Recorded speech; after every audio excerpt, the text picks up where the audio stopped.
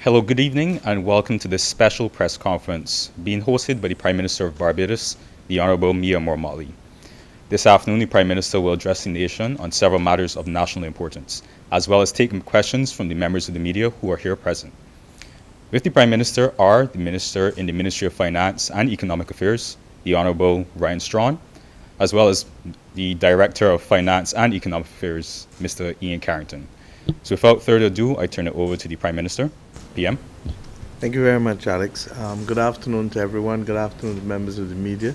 Let me say how good it is to see you all in person again and not on a screen. So that's the first thing.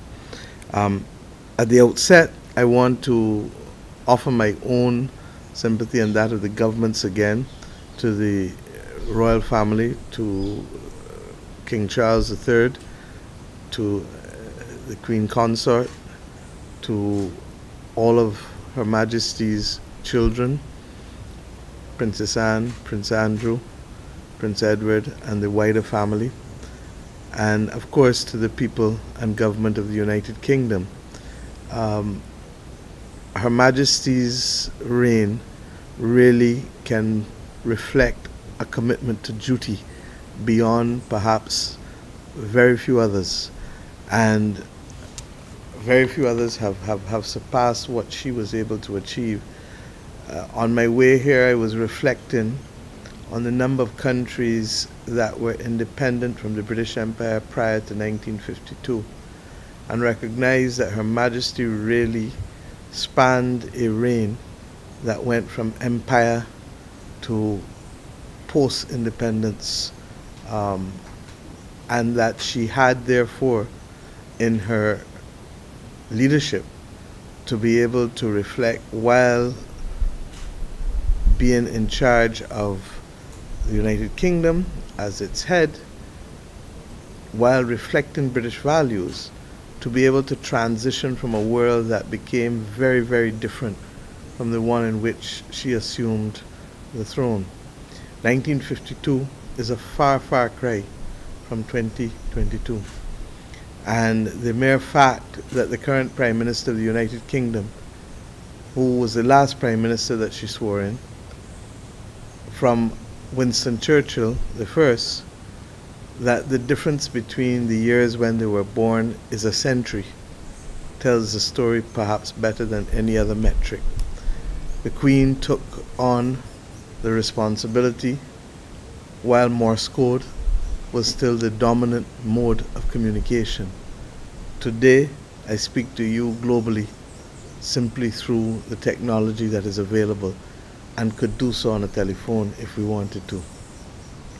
I believe, therefore, that the stability which she brought to the passage of the United Kingdom from that of an empire to one of the countries that is certainly a leading developed country of the world, but not an empire, reflects her ability to recognize that change was happening and that she could anchor that change through her commitment to duty, her stability, her reflection of the best values, and by ensuring at the same time a sense of fairness and openness that has allowed diversity to creep in every aspect of the culture of the United Kingdom. I have every confidence and will have an opportunity in the future again to speak to the reign of King Charles III.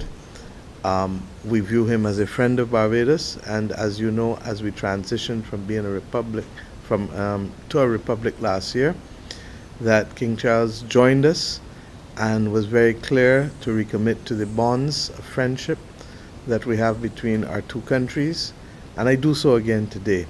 I've said on other occasions that he has been a man ahead of his time, and it has stood out for me his commitment to the environment, to biodiversity, to urban renewal, to architectural integrity, but above all else, to creating pathways for young people, particularly those who may be at risk and who may not be seen, heard, or felt by others in their community or their families.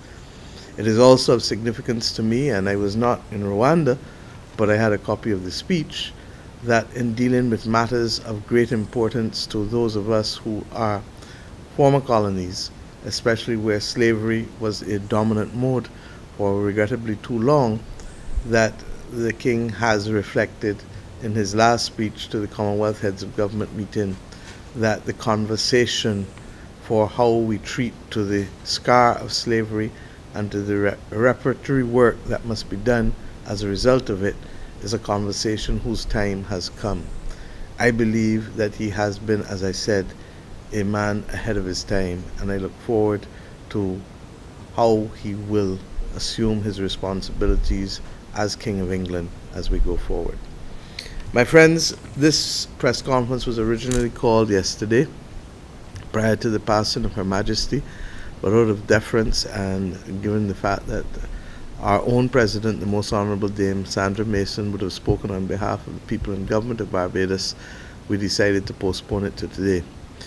When I did the budget in March, I promised a few things, and I indicated and repeated that along the way.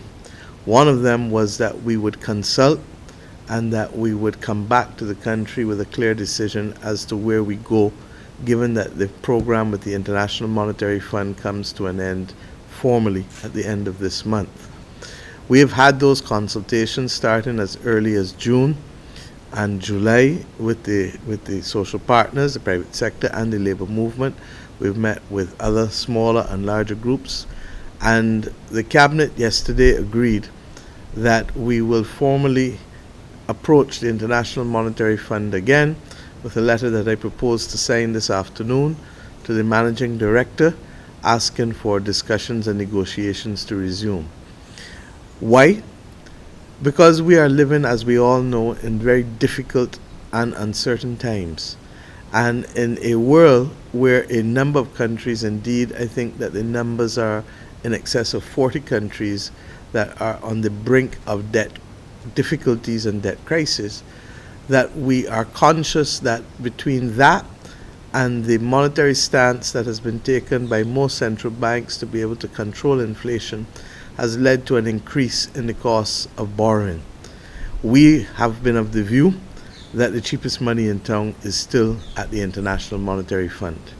In addition to that, it also unlocks other development funds that may be made available to us as a nation. And indeed, about an hour ago, I spoke to the president of the Inter-American Development Bank, who confirmed what the limits and potential is for Barbados, both in the rest of this year, 2022, and in 2023, with respect to the funding that can be made available to us. We also believe that in addition to that, that what is being asked of us does not vary thus far from our own Barbados Economic Recovery and Transformation Program, adjustments to which we will make willingly because we recognize how we need to hone what we are doing in the ability to recover from a COVID environment, but at the same time also to lay that platform for growth. Those discussions, should they start and be successful, will probably make available to us in the vicinity the equivalent of about 130 million US, or what is the equivalent of 90% of quota. But more importantly, what it does is that it unlocks for us access to a new facility that the International Monetary Fund has established, largely as a result of our own urgings. It is not perfect in the way it has been designed and structured, but it is a long way from that which has anything else that exists for middle-income countries such as ourselves. I'm referring to the Resilience and Sustainability Trust, which will make available to us another 150 million, 150% of quota, and probably in the vicinity of 200 to 210 million US on top of the 150 million US that we hope to be able to negotiate, 130 million US we hope to be able to negotiate for. So 150% of quota, 210 million US is the target that we are looking for with respect to the Resilience and Sustainability Trust. And for the extended funded facility, we're looking for a 3-year program instead of a 4-year program, but that will be 90% of quota, and that will allow 130 million US to be unlocked.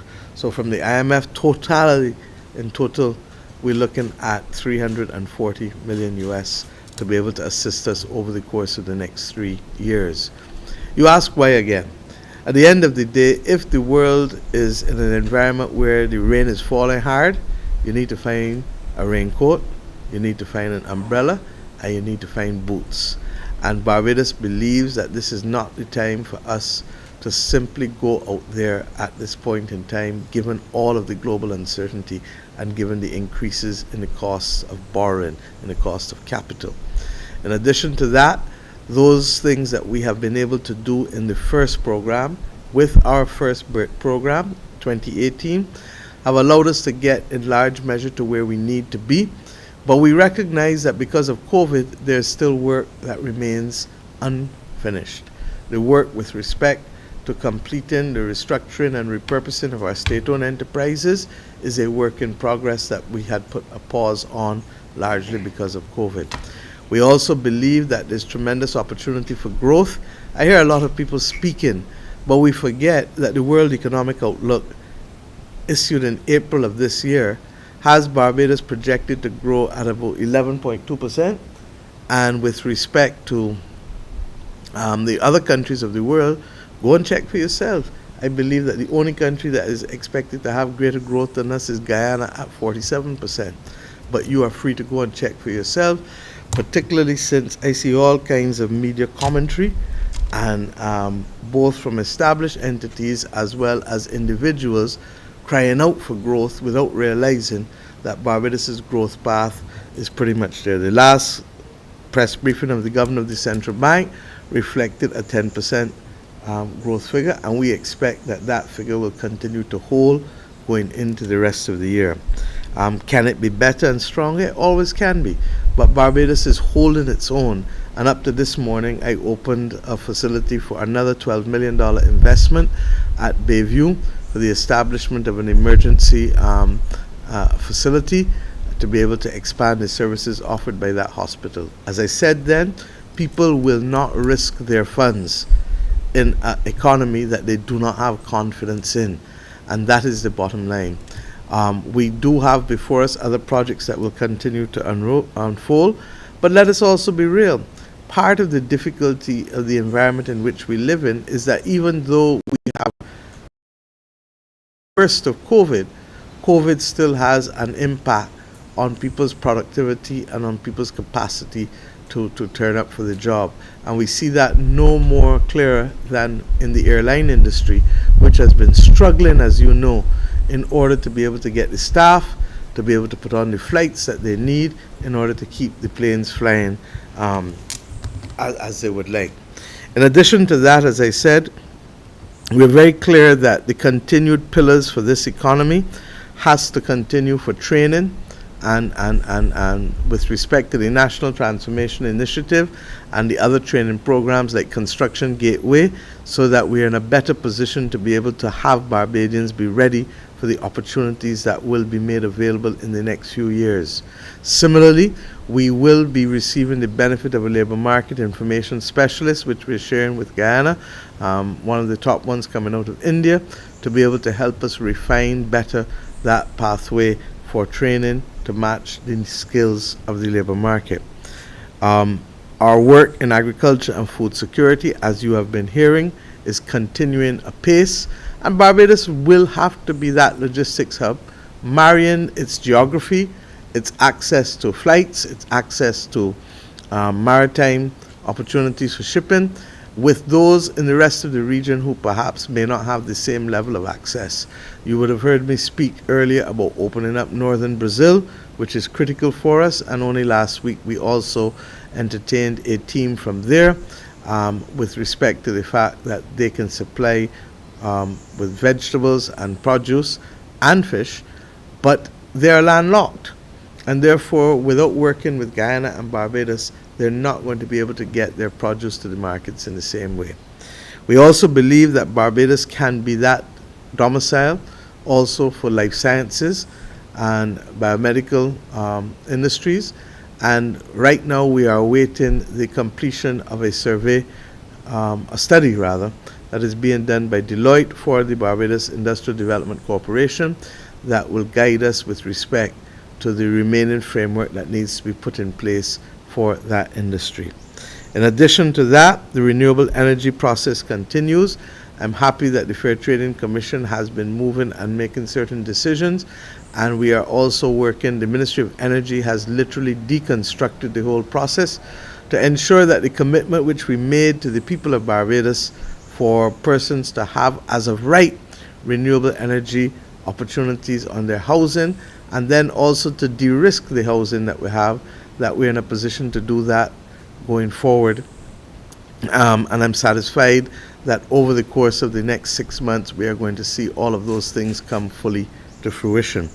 In addition to the renewable energy, the housing program remains critical for us as a key part of the component, and what we are trying to do is to de-risk it as much as possible. In other words, to make as many Barbadians capable of being owners, not only on the basis of their own income, but that income, when combined with the opportunities presented with the photovoltaic panels, that they're in a position to benefit from that.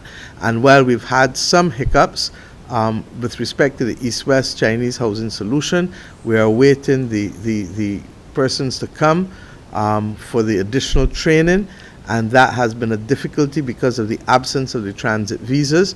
We've made representation yet again to the British High Commission last week that those visas are needed in order to be able to do the training that we need for our people. With respect to the other projects, we are satisfied that those will be on stream, as well as working with the banks and the Housing Credit Fund to create the opportunities for liquidity. That is why you see the National Housing Corporation doing as many housing fairs as possible, because at the end of the day, the more people that are prepared to and can access mortgages, the more houses that can be built to satisfy the need. By the same token, the National Housing Corporation will continue to be that entity that will provide housing for those Barbadians who cannot yet afford to be able to access a mortgage, but who will have to be part of a rent-to-own 30-year program, so that at the end of the day, they still become owners, but government is carrying them along the way because of their inability to be able to access mortgages. I also want to announce this afternoon that we really need, and we will be reaching out to the private sector, in particular, some of whose members have not been complying with the request from the Statistical Services Department on the surveys that are being carried out. And you may say, why are you humbugging us with more paper? Because at the end of the day, if we do not capture the size of this economy appropriately, it restricts the amount of fiscal space, the amount of room that government will have to spend going forward. So when you have entities, as I see here, who are in the business of literally production, but are refusing to cooperate for the collection of data going back 2014, 2015, 2016, entities that are still very much in existence, 2018, then we have a problem. And I have asked the Attorney General as well as Minister Strawn to let us do any amendments that we need to the legislation, because we need to measure what we are doing and how much we are earning in this economy. And very often what is happening is that our failure to measure all of the activity, both within the formal sector and even in terms of the informal sector, means that we are limiting ourselves in terms of our possibilities. And that is our problem, not anybody else's problem. So I'm asking formally, and I'm asking the media formally, to treat this as a special reach out, shout out, call it whatever you want, that we need Barbadian companies and individuals to cooperate, whether it was the census, whether it is the Statistical Services questionnaires, central banks questionnaires that come. All of these things may appear unsexy to you, but they have a very real benefit and consequence. Benefit if it's done properly and we collect the data, and if we don't do it, then it means that we're not in a position to appropriately estimate what is taking place with respect to that. The last thing I want to address in terms of the economy is the question of the commitment I gave in March for wages and salaries to negotiations and allowances to start. I have given instructions that that should happen before the end of September, And I am hoping, therefore, that we can see that process put properly on the table so that persons on behalf of the labor unions and those on behalf of government can sit down and appropriately assess where we are and what the future is. I'm not going to prejudice those discussions by making any comments on it this afternoon, other than to say that the process must start, and that process, I hope, will therefore start before the end of September, as we gave the commitment in March when I delivered the budget this year. I think that one of the things you would have probably picked up, we came in March, we came in July, and we're monitoring closely what is happening. The measures that we put in place for the cost of living, I expect that the Department of Commerce shall be publishing soon a sample of some of the prices that they have been able to be tracking, and to recognize that in some instances, let me put it another way, the majority of people are working with the prices that have been recommended. There are a few instances, 2 or 3, in some commodities where people are still charging more. But I suppose people will balance those higher charges with convenience and determine whether that is a price that they're prepared to pay, especially since in some instances there are smaller units that may have a more limited base. But Ryan can speak to that later if he wishes to. With respect to the other issues that have been happening in the country, I couldn't have a press briefing without just saying a few words on this issue of violence and crime in Barbados, and I'm happy that this week seems to have quietened down. But suffice it to say that the Attorney General has spoken more than once, and he's been correct in indicating that this is not a problem that is going to be solved overnight, and it's not going to be a problem that's going to be solved by government alone. We have a number of things that we have to confront, and certainly government has its role, just as the police has its role, just as the law courts have their role, and just as families and communities and individual Barbadians have their role. We cannot divorce ourselves from what is happening globally either. Last Sunday, you listened to Fareed Zakaria. The entire program was on what? On guns. Because we have a problem with the level of guns that have been made available, regrettably, in the last decade or two, and that has included and extended to automatic weapons. So when people want to resolve conflict, whereas before they found different ways to do so, now they use the weapons, regrettably, that can cause serious damage and life loss. The end of the day as well, we've reached a point where we are paying for what has happened. You cannot have people leave school, have no opportunities for work, 7 years, 8 years, 10 years, and then all of a sudden believe that they're going to come back into mainstream society just so. Barbados has a number of issues that have accumulated over time. And I can sit here and try to say this one or that one or whatever. I keep telling you, I do not have eyes in the back of my head. But what I do know is that each of us has control over what we do in the next minute, the next hour, the next day, the next week, the next month. And I therefore want to be able to speak to Bajans now directly, and to families and to communities, because it is us who can take care of one another. And if we don't speak to those who want to risk our lives by gunplay or by keeping guns, then we're going to find that the people who they love and we love are going to be the biggest victims of all. The system has also suffered, regrettably, from COVID, and you may ask how. When you don't have jury trials for the better part of 2 years, then you get a build-up of cases again. But in addition to that, you have a situation where judges, properly following the law, will tell you that you can't keep a person in custody for beyond X amount of time without it being a breach of their rights. And therefore, they will not necessarily be taken into account COVID, but COVID is running down the time as well. In addition to that, I can't help but reflect on this. And I got the data from the Attorney General only this week again. We have, let me pull it up and I'll show you all after. We have a list of murder cases that, quite frankly, 80% of them, and I'll give it to you to look at and look at the dates yourself, 80% of the murder cases in this country that are now to be heard before the courts still predate this government coming into office. 80%. And that's in spite of the fact that we have created another 5 judges and that we have also created additional posts for the DPP. As I said, I get it, because obviously during COVID, you know what was shut down. You know what couldn't happen. And therefore, that has retarded things a bit. I look at the number of gun cases as well. 80% or so, once again, of the gun cases, 20 pages here of persons charged, before this government even came to office. Now, that's not an excuse, and I don't want it to be an excuse. But I say to the cabinet all the time that we must have context and perspective. And I want us to have context and perspective as a country too.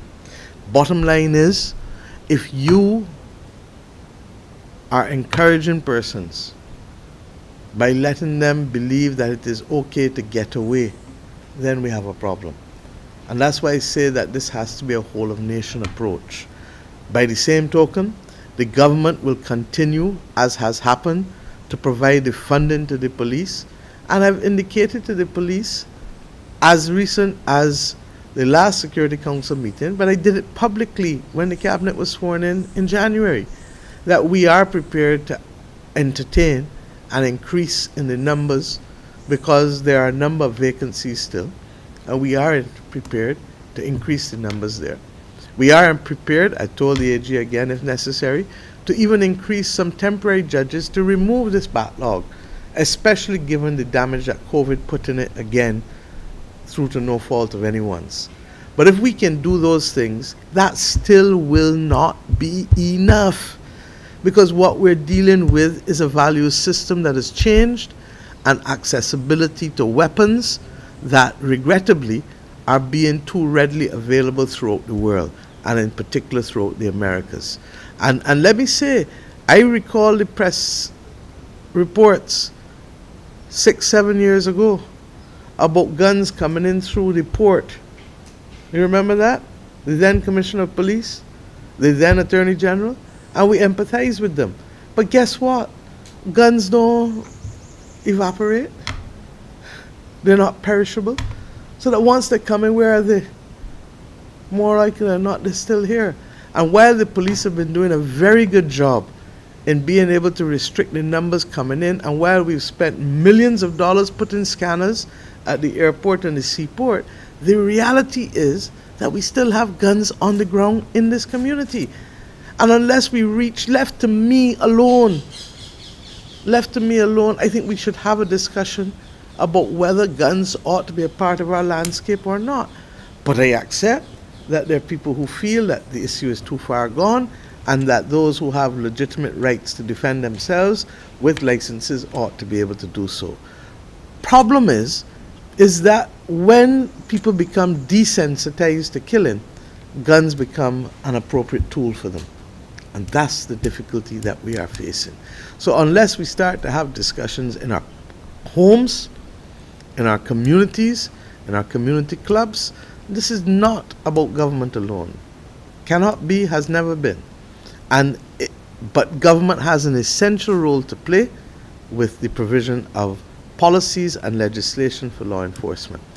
There is an amendment that will come that will correct the section of the Firearms Act that struck down the mandatory sentencing, and that amendment pretty much, we believe, can follow that which is being done in the United Kingdom, in Turks and Caicos, and in other countries, where the sentence of imprisonment for possession of guns will be mandatory unless there are exceptional circumstances that the judge is satisfied that can be there.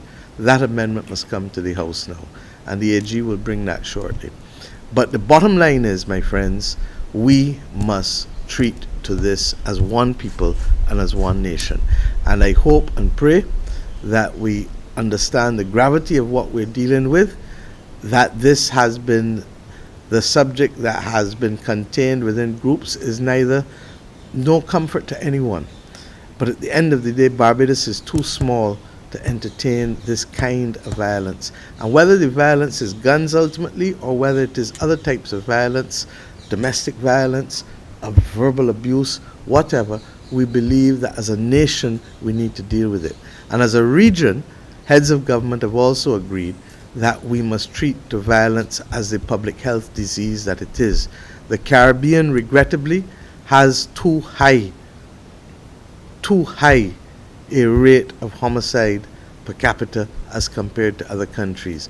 And a large part of that as a result of the easy access of weapons and the openness of our societies, given how they're structured and given how we make our living through trade and tourism on a daily basis.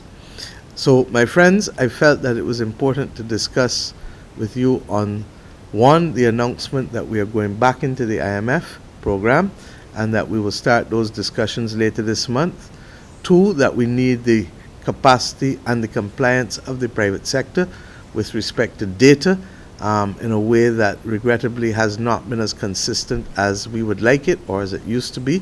And those persons who know that they're doing things that they shouldn't be doing, and that's why they want to stay under the radar. You can't stay under the radar, so we could as well do it the right way and comply and let us get the data. And thirdly, that, as I said, that the discussions with the labor unions, with government, with respect to terms and conditions of employment, will start. As you know, we had done the 5% increase in 2018, the government having had no increase in wages for the 9 years before then. And finally, I've shared with you some perspectives on the violence issue. It is not going to be solved overnight, but by the same token, Barbadians cannot walk away. None of us, government, police, the law courts, families, mothers, fathers, brothers, sisters, girlfriends, boyfriends, all of us have a role to play in this. And let us, I never see a man walk from the dead yet. And it sounds trite, but I never see a walking dead.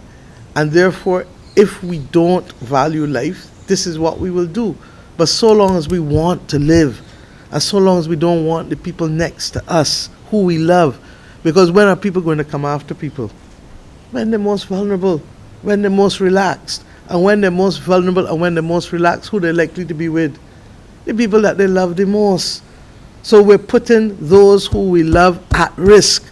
Now, if people want to fight, tell us, and we'll find somewhere for you to go and fight, but not out here and not in Barbados. But if you want to be around here, respect the fact that a small island cannot accommodate this level of violence, and that the police and that the courts will do their part, but their part will always be catch up. Prevention comes from who? From all of us. All of us. And that is why we will continue to put the programs out there at the community level, to have the training in cultural and sports industries and in other areas, construction gateway, all of the things that will allow people to be able to earn and hopefully to avoid that old time saying that the devil finds work for idle hands. Let us stay busy doing things that will add value to our families and to our communities. I'll pause at this stage because I'm sure that many of you may have questions, and Ryan is available, DFE is available, and myself, and we hear what you have to ask. It's right there.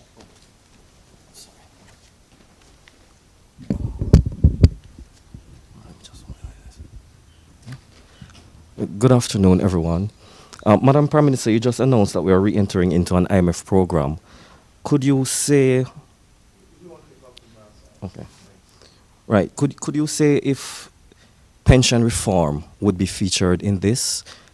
Also, some might argue that it's because of this why we are re-entering into one. Because You gave some reasons, but you did not say Because anything of about what? pension reform. No, pension And- reform is part of the last program. It's not part of the current program. And pension reform, I announced pension reform for the public sector in March, and I also indicated that we are going to put Barbados's national insurance scheme on a steady footing. I told the country it is not in crisis. It isn't. There are some Caribbean countries that are 5 years or 6 years away from the date of doom in terms of their amounts. The FE who currently serve there will tell you that.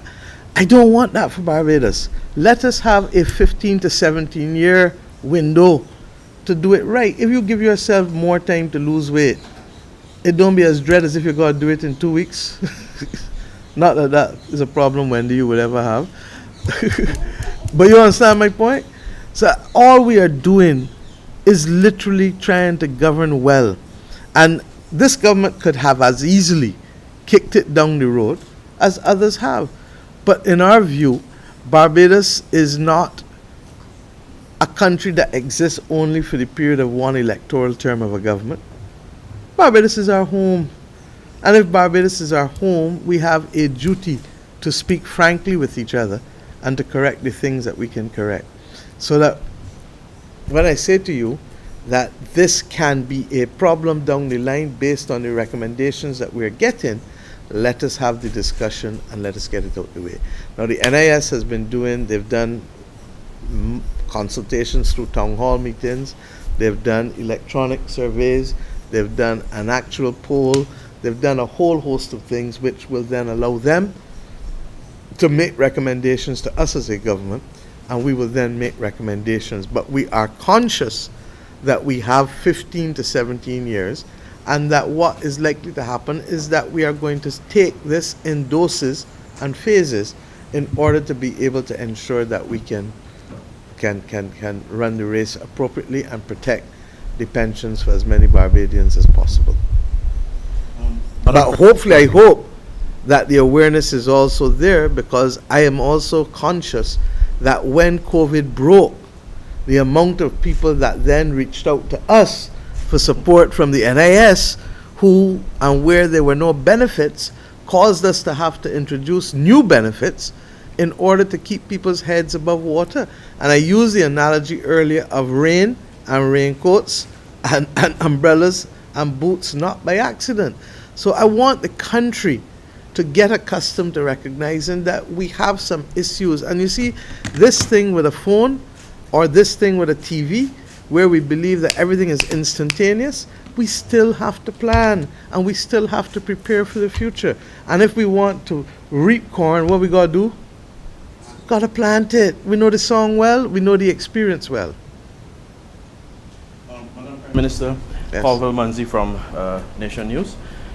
Just to get some clarity, is this going to be an additional EFF Yes. as we complete Yes. both, as opposed to a second homegrown plan?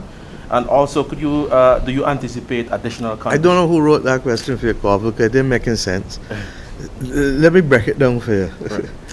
There will be a Barbados Economic Recovery Transformation Program 2022. When we go into discussions with the IMF, they recognize it more than us.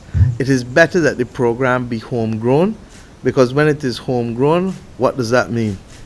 That we are more likely to implement it without resistance and without difficulty. So yes, there will be an extended fund facility, a new EFF. I've said it would be a 3-year as opposed to a 4-year program. But with respect to the BERT program, that allows us to say to them, in coming to this program, this is how we view Barbados's development and economic recovery and transformation in the next few years. Because they see that there, it means that there is usually less of a distance separating us and them in the negotiations. Okay? Now, there are some countries that allowed them, and remember when we started the first BERT program, the then governor, the former governor of the central bank, Delisle Worrell, recommended that we don't do any debt restructuring, and that the consequences would have been what, 5,000 to 7,000 people being sent home. Can you imagine what would have happened if we had sent home 5,000 to 7,000 people and 2 years into that we got COVID? Can you imagine what this landscape would have looked like?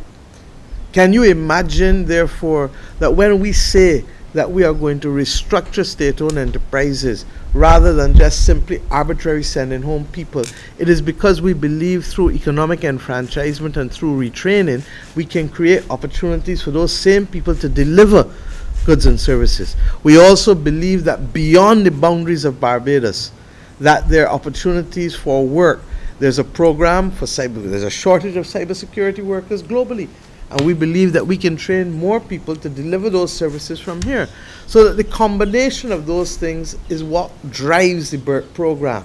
And there are 6 pillars, Ryan can share them with you, that we feel are fundamental to driving the BERT program. But that is not imposed on us. What that does is allow us to go to the discussions and to recognize that there are certain things that we want to do. For example, we just come out of an IMF program. They haven't asked us to create a fiscal council, but this government probably will create a fiscal council early next year. We're not going immediately to the market for funds, other than the debt for nature swap that Ryan has been anchoring for me, that will see us repurchase $150 million US of our $500 million US Euro bond, and to have that at lower interest rates, and that the interest savings will go to help finance a marine conservation trust so we can start the marine spatial planning. The only thing that prohibits us going to the market ultimately is debt and credit ratings. Barbados has had stable outlooks and increase in its improvements in credit rating. You remember the 23 downgrades we had? Nobody don't talk about it anymore. But instead of downgrades, what have we had? In spite of COVID, in spite of the hurricane, Elsa, in spite of the freak storm, and in spite of the inflationary pressures as a result of the Ukraine war, Barbados has not gotten a credit downgrade. Why? And that's why I'm amazed. Last week I read the Nation's editorial. The Nation editorial told us that we did not have a prospectus for the Boss bonds, when not only did we go to Parliament, but a prospectus was issued by Central Bank. They told us that our finances were in perilous circumstances, but the last IMF report that is independent told us that Barbados' finances was in good shape. So I begin to feel that there's some other agenda out there that I'm not aware of, particularly when the agenda is not premised on facts. If the agenda was premised on facts, you got me. Hook, line, and sinker. But when it is not premised on facts, when I can hear on the news this week from other news entities that we have a problem with growth in this country, but yet Barbados is likely to record the highest growth in the world with the exception of Guyana in this year. Now, granted, percentages are all relative. But even being relative, we're doing more than others. And that's what it effectively says. With the capacity and where we are, we're doing better than most. Are we doing what I would like to see? What he would like to see? What he would like to see? Not fully yet. But that's because we are literally buffeted, boom, boom, boom, boom, from pillar to post on things that we have no control of. And I listened to Prime Minister Truss this week. Her energy plan is to go until when? What month? Sorry? The end of January. Our cost of living plan is to go until when? The end of January. Ours came out when? In July. When we were talking about doing the pandemic levy, y'all carried stories and said, oh, the government introducing retroactive legislation, taxation, and come against us. What happened? Rishi Sunak, what he do? Same thing. You understand? Other countries in the world all talking about windfall taxes. And all we've said is that, look, a tax that we announced today to start 3 months from now can't be retroactive. And if its base is historic, well then so is personal income taxes and corporation taxes and VAT. You don't pay taxes on the income you intend to earn. You pay taxes on what you have earned. Okay? So when I look and see what other countries are doing, both in terms of the same policies, following us, in many instances, we follow some too. But when we look and see, then we realize that, look, this world in which we are living is not easy. And that you literally have to just pause and look at, you know when the wicket playing funny? You know, you got to stop every so often and just look around and see. This wicket is playing funny. Not because of anything we've done, but because of circumstances completely beyond our control. Who would ever have thought that 96 degrees in the shade was an understatement for weather on this earth? You see the heat waves coming. Who would have thought that the numbers of people in Pakistan recently, in China, in the States, who lost their lives or lost their properties from flooding?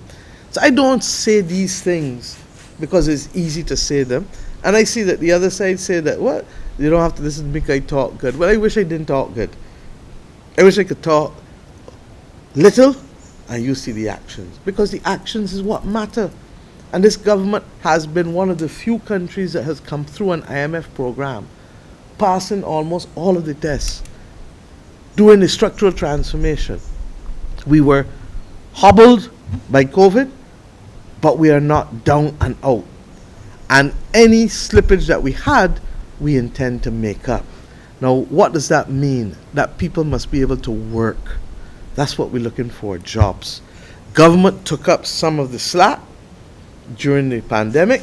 We need now some of that slack to shift back to the private economy so that government doesn't end back up in a spiral, increasing its debt beyond that which it can pay.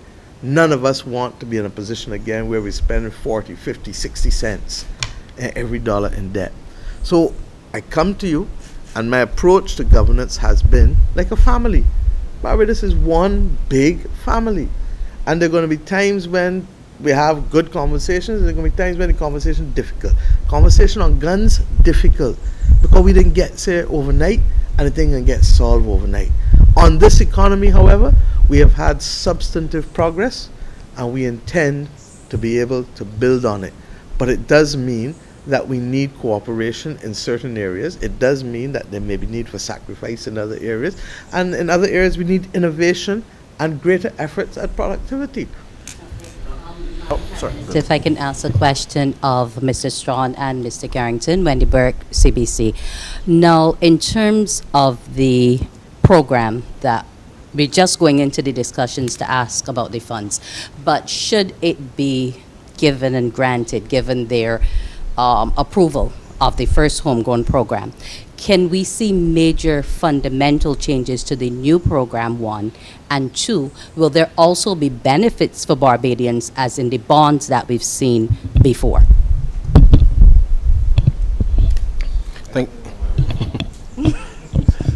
Thanks very much, Wendy, for the question. As the Prime Minister clearly articulated in her comments, we had to pause some of the very critical reforms because of COVID-19. And it is important for the country to understand that what has transpired certainly over the last 4 years, particularly during the first 19 months of the administration, allowed us the space to be capable of responding to the pandemic. You would recall when we came to office, sewage was still flowing in the streets. There were travel advisories from all of our major markets about coming to Barbados. The business climate, the investment climate was considerably different. And what we must understand now is that yes, COVID has had a devastating blow on personal finances for a number of people. The government has had to adjust its reform efforts to be able to take care of people for the last 2 years. And whilst at the end of this month, actually, we will come to the end of the grace period with respect to the payment of interest only on the debt. And from October 1st, we now have to start paying interest as well as principal. So our focus in this transitionary period in looking at what is happening with the global uncertainty is to reinforce the point that yes, government, we are trying to facilitate growth. We need the private sector to be able to look both inward as well as outward, and that is why last week we had that conference with the African Exim Bank to be able to bring additional financing to be able to grow the economy. So exporting now has to become a critical element, not just of physical goods, but exports of services, the cultural products, if you like. You saw the opening of the video game factory not factory, but for programming specifically, to be able to have young people debug programs for global games. So you've started to see some of the very critical things that we want to be able to expose people to, and that's why the training is so important. And therefore, the benefit for Barbadians in being able to stay this course is that we have to now shift to make sure that we accelerate those reforms that we were unable to pursue in the last 2 years because we had to deal with COVID. And therefore, that along with the other measures that we've put in place to be able to bring additional activity here. And here's the thing, for the last, 40, 50 years, Barbados has catered mainly to either North America or European markets. Our strategic push, even in the midst of the pandemic, was to establish those missions in Ghana and in Kenya to recognize that on the African continent, there are global companies that we in Barbados too can give the same level of service as we have given Canadian companies, American companies, and European companies right here. And therefore our focus, if you like, as a country now, has shifted in a sense in being able to bring new business to Barbados, open up new opportunities. And even before this press conference started, reference was made to the fact that there's actually an African company on the ground with respect to being able to push digital payments, which Barbadians now, once they adopt the technology, will be able to lower the cost of doing business, but also be able to export globally because we are opening up the payment bridges to allow Barbadians to provide their services globally and to be paid. Therefore, these are some of the very critical reforms that I want to emphasize, not just the fact that IMF, we have to, and those types of things from a fiscal perspective, because by any measure, there is a lot of confidence in Barbados, but from outside. And therefore, even with respect to the BOSS bonds, the reality is, why should we go to the market, give people a higher interest rate to do that which we can do ourselves domestically? And I get that people may feel a bit jaded because of the debt restructuring, but the reality is that that path was completely unsustainable and was likely to lead to default as opposed. And she told us that too. Where we have difficulties and where the fund helps, this is not even so much the money, It's in the technical expertise and the technical assistance as well that allows us to do the reforms that we're doing in customs, that allows us to deal with the reforms that we're doing in the Ministry of Finance, that allows us to look and see how best we deal with the state-owned enterprises from a different perspective in terms of common procurement and other things that we may want to look at. So I want us to get out of the narrative, because that has not been Barbados' experience. Why we are going back there, we could easily go to the market. But I don't want to go to the market when interest rates are being increased. We can go to the IMF and pay a fraction of what the market will ask us to pay. And you guys know, you carry the stories every day from outside, why the Fed has raised its interest rates, why the Bank of England has raised its interest rates. Yesterday, the pound fell to its lowest ever, and God knows how long, at $1.14 to the US dollar. So we know the reality that outside is overcast globally. And there's a possibility of not just some showers, but some hurricanes and some earthquakes and some other things that are destabilizing countries. All we're saying is, blame the government, we playing inside the crease. We're going to step outside the crease to play a few shots when we can, but we want to work with the private sector to trigger the growth that is necessary. There are things that we're still not comfortable about as a government with respect to the facilitation of business. We're getting there. We have a digital system at the corporate affairs now in a way that we never did before. You can go and pick up a certificate of no, not the incorporation, the other one, the one from the police. Certificate of character in a way that you couldn't before. Similarly, we're using that same digitized approach with the incorporation of companies and the basic functions. By next month, October, We expect to have even more functions available at the corporate registry that you can do. Now, here's the difficulty. I have to travel on Sunday evening to go to Paris for the day, literally, before I go to Washington, D.C. on Tuesday. Monday at lunchtime, I'm meeting with the Organization of Economic Cooperation and Development, otherwise known as the OECD. Why? Because they are the ones, for example, that continue to be able to put a lot of pressure on this whole question of a global minimum tax. Okay? Now, most of us in the world have agreed that this is invariably is going to come. But the problem is that they want transition by governments by 2023. Then they changed it to 2024 because of COVID. Well, 2023 and 2024 is still tomorrow for all intents and purposes. And therefore, countries like ours have to be able to argue that to be able to sacrifice that kind of corporation tax in that 18 months time period is gutma, is unfair, is wrong. And that even if you want to correct these issues, countries either have to be compensated or need a longer period of time to adjust. Because what you're talking about is effectively the equivalent of just about 10% of our overall revenue, which cannot be just put on the table so. Now, I don't want to go.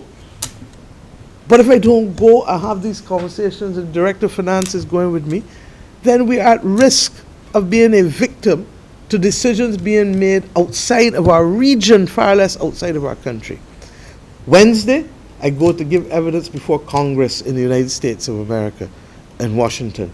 In the committee, the Financial Services Committee, remember we had the session here with Maxine Waters, Congresswoman Waters, and all of the other Congress people who came down. When they came, they promised that they would arrange congressional hearings for us so that we can make the case. Why? Because in the Caribbean, if banks can't get access to correspondent banking, you can't trade. There are banks now who are refusing to take in this region US dollars. Not local currency, but US dollars because there's no correspondent banking relationship. And therefore, these are the battles that we are fighting. Thursday, we meet with the Vice President of the United States of America to be able to report on the subcommittee that Barbados chaired, which was on the finance subcommittee coming out of the Summit of the Americas. The Trinidadians chaired the one on energy, the Guyanese chaired the one on food and security. So that these battles, and we're not going there just to have a conversation, we're going there to make a few points. Because the reality is that if the same resilience and sustainability trust that I talked about earlier with the IMF, this is the first time the IMF is lending long-term money. 20-year money with a grace period of 10.5 years. It means that we don't pay back anything for the first 10.5 years. And the interest rate is low. And the reality is that our problem with it is that by limiting it to a quarter has no relationship with a disaster. You understand? And in fact, the smaller the country, the more vulnerable they're likely to be in terms of disaster. So there are aspects of it that we don't agree with. But like with most things in life, you claim ground, you use it, and you go and fight again. And that's exactly what we're doing. We're claiming ground. The 210 million US, if I had to go and borrow 210 million US on the market now, what would be the interest rate? 8-9%? 8-9%.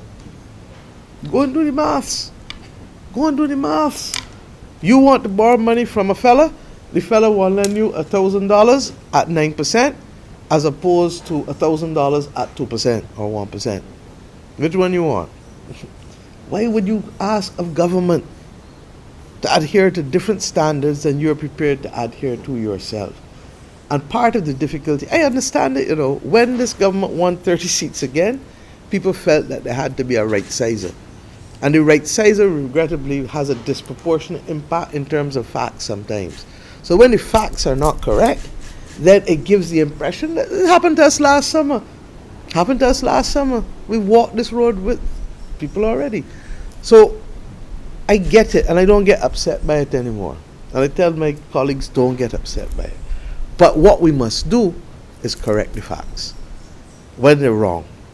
And when the fake news comes out, correct it. When I heard I was in a plane crash, I ran off the runway in Guyana.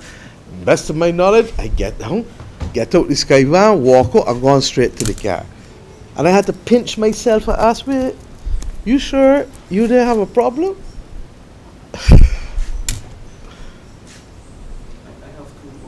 Yeah. One, I want to get some indication as to what the data is that you're seeking from the private sector. It's If their it's- performance data. So And- it would relate to production and performance data generally. It's what the Statistical Services Department will use to be able to calculate a lot of the data, GDP and different types of data, unemployment, employment, whatever, sectoral data. But I will say that one of the things that we want to do in the next year is move the Barbados Statistical Services Department from being a department of the ministry to being an independent statutory entity with its own board, advisory board, and also dealing with big data. Because as you know, big data analytics is critical if you're going to manage anything going forward now because of how much data is available digitally to persons. And I feel that the country deserves an independent entity that is not subject to the dictates of any ministry. And we've promised it, and we want to deliver it, and we hope to do so. But we need to have a healthy culture and relationship for data, because without data, your broadcasting entity may not know, for example, whether it will have enough money to pay you for the next 3-4 months. Data is critical for them to analyze, to know when to fix and how to fix problems as they exist. And the other question was a part B to my initial question. Could you give us an indication how soon we should expect to hear about the pension reforms that the discussion? NIS? Yes. I would hope that during the course of this month, we will be hearing back from the NIS board. As I said, I know that their consultations have been extensive.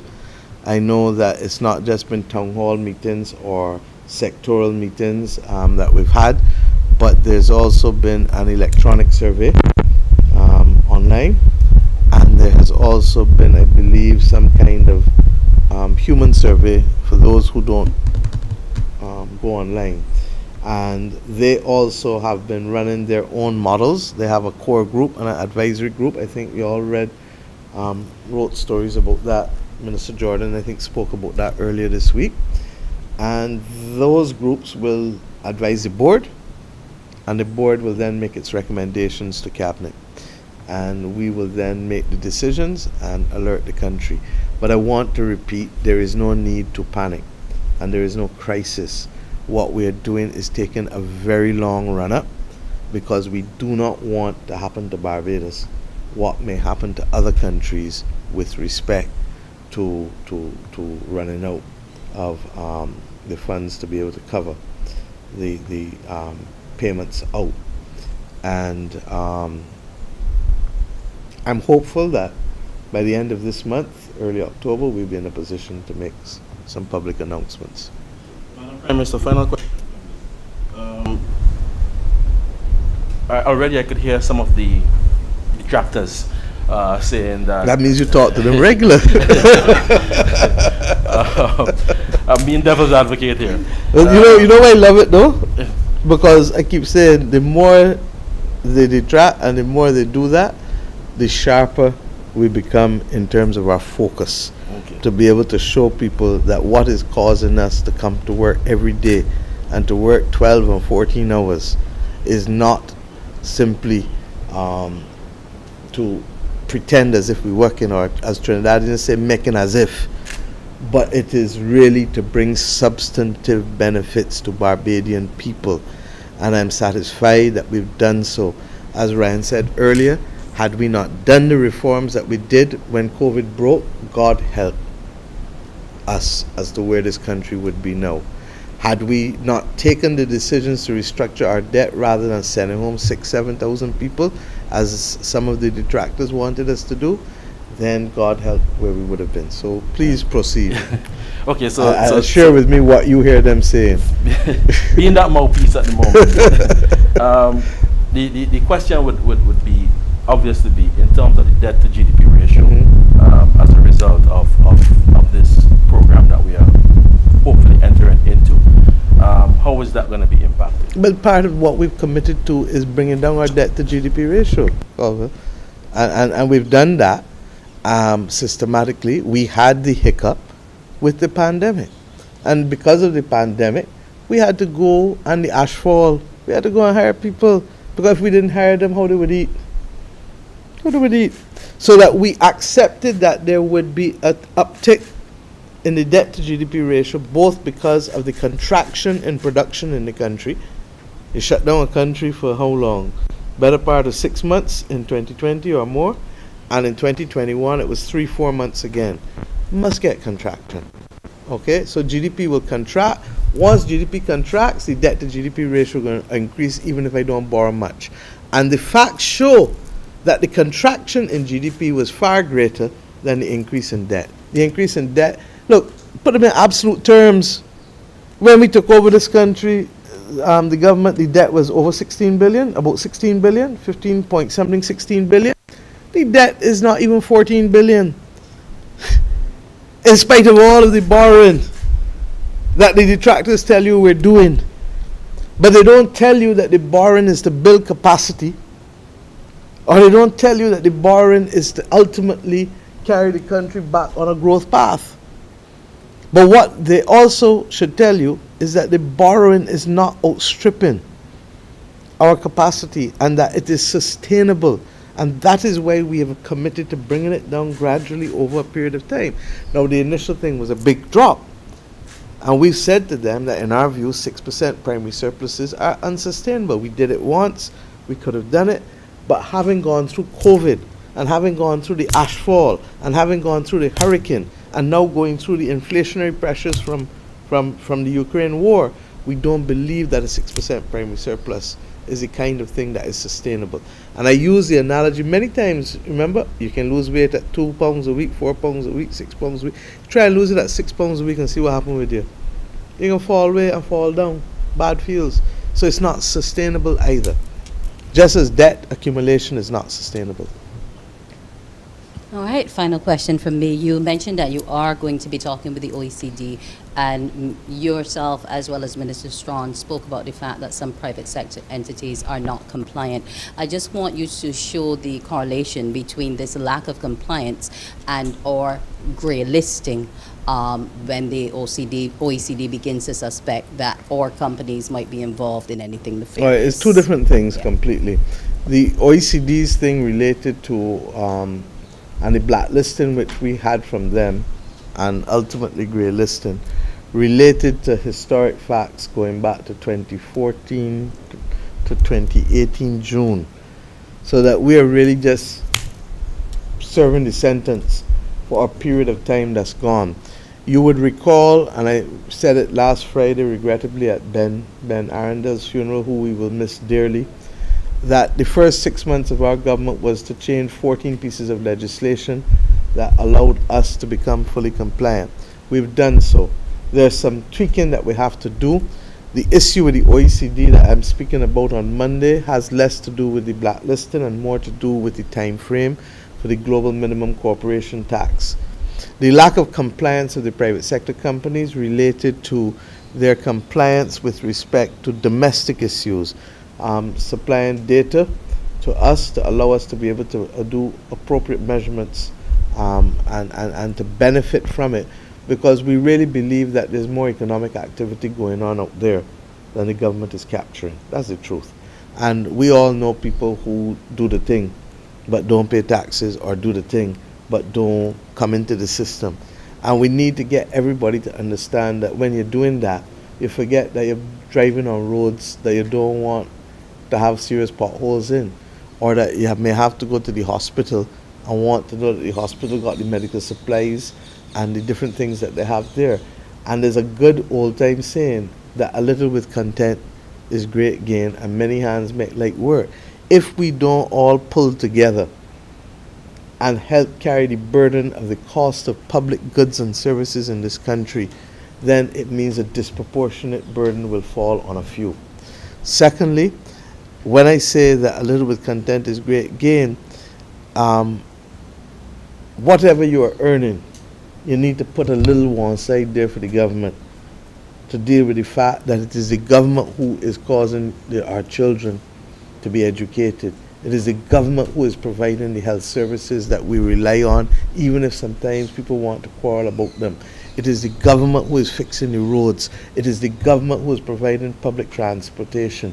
It is the government who is dealing with the collection of garbage. In some countries, you've got to pay for the collection of garbage. It is the government who is keeping water prices relatively low in this country as compared to other Caribbean countries where water prices in Antigua and Bahamas and elsewhere are significantly higher than what we pay in this country. So that when the government says to us, put a little something on the table there for me, please, so that all of us can pay. And those who are employees carry the disproportionate burden because it's taken out by your employer before you go anywhere. But the self-employed and the others in the society need also to recognize that if we all do it, then many hands can make light work. And I want to end on this. We got short memories. What did I announce in 2019? We forget that in an IMF program, and I'm going to end on these things and you can take them wherever you want, because for those who say that an IMF program is only bad, in an IMF program, this government has bought the largest number of electric buses per capita and in absolute terms in the Caribbean. In an IMF program, this government has fixed temporarily the South Coast sewage system. In an IMF program, we bought $10 million in equipment for MTW to help them do some of the work on the roads beyond the other contracts that you see them doing. In an IMF program, we also ensured that we gave an increase that was sustainable and comparable to what we felt we could carry at the time for public servants. In an IMF program, we built a new accident and emergency department. And let me remind you, had we not had that, can you imagine what would have happened when the protocols for COVID kicked in with the old A&E, and what would have happened with being able to accommodate persons in there just to be able to be seen? We all know what the old A&E looked like. So all of these things were done, but here's what was also done. People earning between $18,000 and $25,000 are now getting a reverse tax credit. Didn't happen before. Happened in an IMF program. People earning between $25,000, just over $2,000 a month, and just under $3,000 a month have not paid a cent in income tax. Ultimately, because what they paid, they've all gotten back as tax credits in each year. And long may we be able to afford that. But we've done tax credits because the year that we can't, we'll tell you we can't.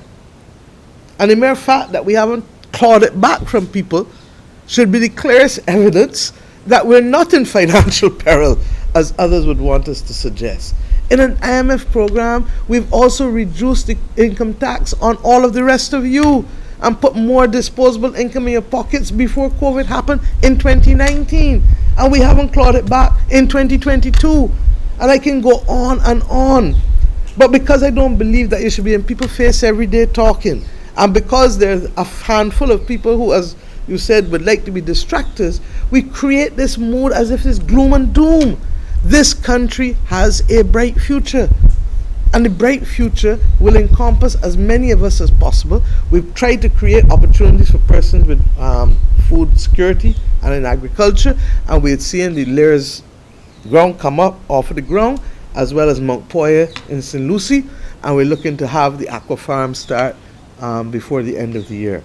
We have also tried to be able to say that we can do the digitization. That started with the IDB program, and we want to move now to the digitization for the archives, which will involve probably hiring another, 150, 200, I'm not sure the exact number, persons to be able to digitize the archives over the next 3 years, in the hope that nothing bad happens to them as happened in South Africa.